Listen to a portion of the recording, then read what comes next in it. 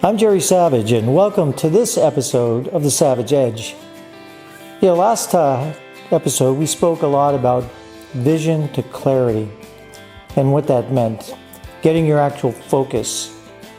Sometimes we go through life not really focused. We have a lot of ambition, we have vision, and I mentioned vision without action. But what happens once you get that? And, I've had a lot of vision over the years. I've taken a lot of action, and it's taken me a long while, and I think I told you about this, to get to certain points in my life. So your career, your life, things that you strive for are never a straight line. But along the way, we can lose ourselves. I really feel that way. Because let's just take it back a step. So when we're born, we have no inhibitions whatsoever. We're newly born to the world. We're taking it all in. And just after we're born, we're influenced by our parents, by our surroundings, everything else. As we grow and we go through school, some personality styles are stronger than others. We may be a little bit more withdrawn. We may be a little bit more outgoing. But some things cause us to form this mask, this area of protection around us. That mask is there to serve us in some ways, but it creates an imposter in other ways. So how is that? And what is imposter syndrome that we talk about and you've heard a lot about, I think in social media posts and other things. And I never really thought about imposter syndrome, but this year it's really come to light. Over the last couple of years, I've started my own business. I left my executive positions at companies in the medical device industry. And I never thought I had a problem with being myself. And my father always said, Jerry, just be yourself. My mother always said, be yourself. And you can do anything you want to do. And I think that's all true. But we're so affected by what's going on around us in society, in the life that we live, the work environment we're in. And so the mask comes over us. This imposter syndrome. What is it? To me, it's being afraid to be who you actually are. What's somebody going to think of me?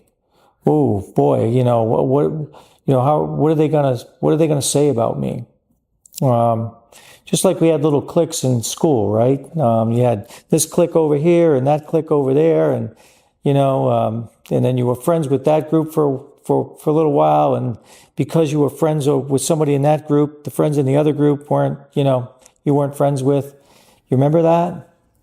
Well, it happens on a higher level in business, right? There's professional jealousy.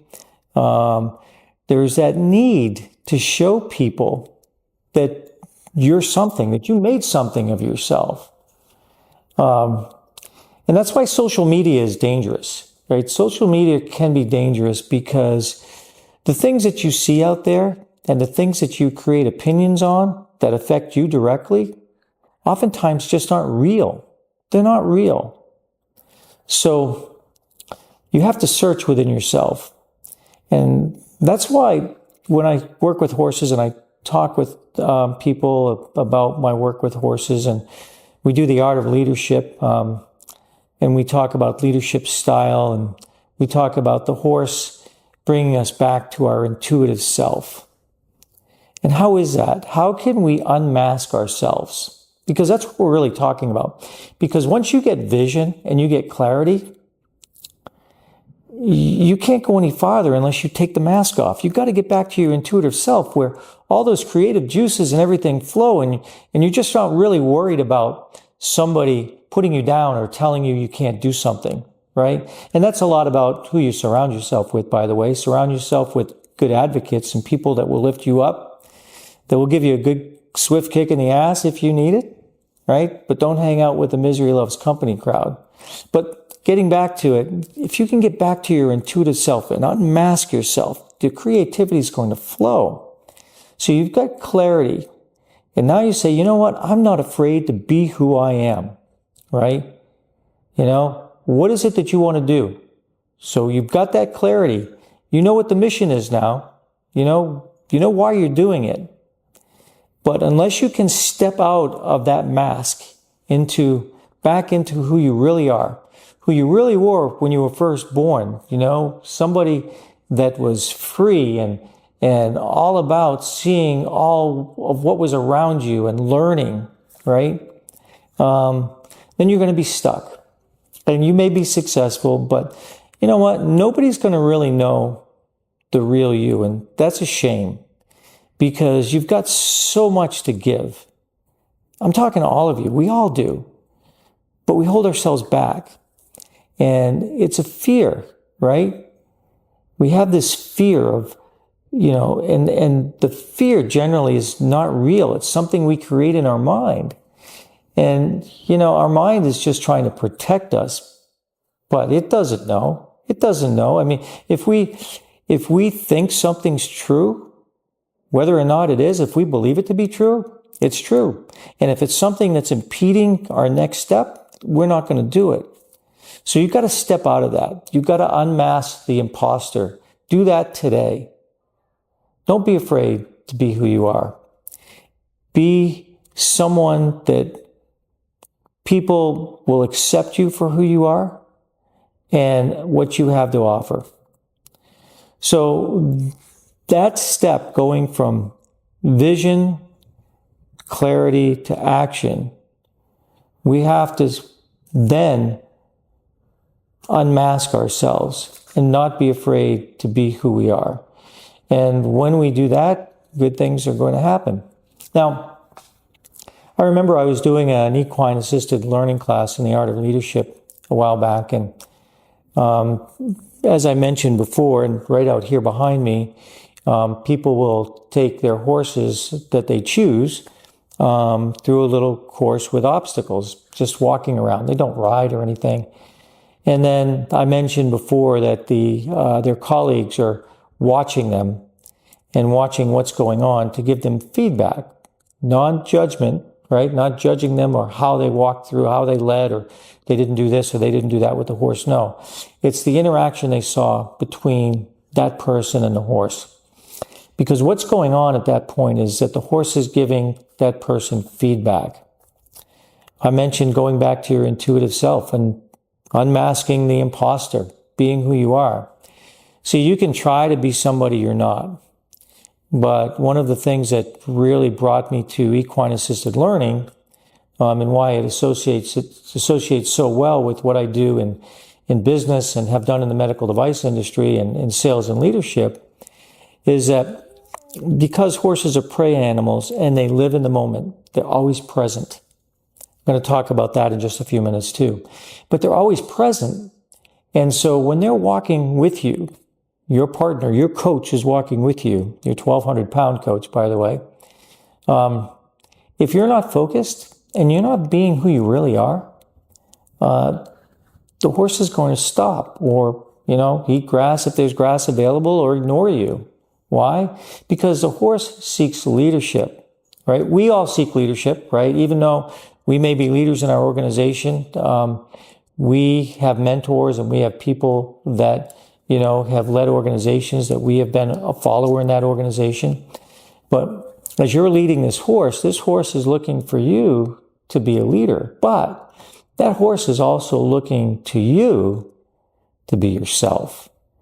And part of being yourself and what the horse is looking for is for you to be present in the moment, to see what's going on around you. So part of unmasking the imposter that we talked about is simply being present in the moment to see what's going on around you, to assess what's really going on. Because we are deletion creatures, right? We live in a vacuum or a funnel sometimes, and we omit things around us to create our own sense of reality, our own perception of reality. And that might not be what's going on at all. It's like if you go to a party, right, with some friends, and you are at one edge of the room, and everybody's having a great time. On the other side, there's arguments going on. So if you hung out on that side of the room where the arguments are going on, and then a couple of your other friends were hanging out on the other side, and the next day at the office at lunch, you're talking about the party. How was the party? Oh, it was terrible. Why? Because you were on the other side of the room. You didn't see what was going on the other side, so you didn't have the full picture. So you just drew a conclusion based on that one microcosm, that one little incident that was going on over there. So it's easy to miss. So horses aren't going to allow you to miss that anymore because they have to be present in the moment. That's all they know. And the reason is because they're herd animals. And for thousands of years, they survived by being present. Herd animals generally have their ears way out on the side of their head. Their sensory perception is something that far exceeds ours. So they know what's going on. They're asking you to be with them. And so I'm using that as an example because this person that was leading this horse this one time came back and her colleagues were watching her and they all gave her feedback and then asked her, well, what did you see? Or how do you feel about it? So they come back and the person, they're standing there in front of their colleagues and one person says, I saw confidence. One person said, I saw that you were comfortable, or, they're giving them their headline, their newspaper headline. Well, this person said, well, one of my intentions, you said, lead with your intention. And that's what I tell people, what's your intention when you start leading this horse? Because that horse at that particular time will unmask the imposter. You can't fake it. You can't fake it till you make it with a horse. So anyway, so she says, you said leave, know what my intent was. So I started leading with my intent, and my intent was that I was going to be a confident leader. And the horse went with her. Right? And she also said, and that I was going to leave with love. Wow, that was impactful, right? For her, that was impactful. So and for everybody else it was too. They go, wow. And you know what? The horse, at that time, his name was Jack, by the way. He was a great equine assisted learning coach. And then she goes, and Jack's a lovable guy. And Jack at that point started snuggling her, which was, it was kind of cute, but the point was that her intent was to be confident. And she showed Jack that she was present, and she was present in the moment. And Jack followed her, and she at that moment became a leader. Now, I'll tell you, at the end of the program, we sat in this actual room, and people were giving testimonials, and I simply said, well, what was your biggest takeaway from the day? And she said, it said everyone could be a leader. You just have to find your strength. Wow, isn't that true? You have to find your strength. So we can all be leaders. Yes, we can all be leaders. And we have to find what our strengths are. But at that point, we can't be afraid to show what those are, because that's part of who we are and part of being ourselves, right? So I went last week from vision to clarity, and said, had a lot of conversation around what that would mean for you and your life, potentially your organization. And now, as we talk about unmasking and being the leader that you have the potential and know that you are, it becomes down to being yourself. No more imposter syndrome. Put imposter syndrome in the garage or in the barn. Because it's not going to do you any good. Be who you are.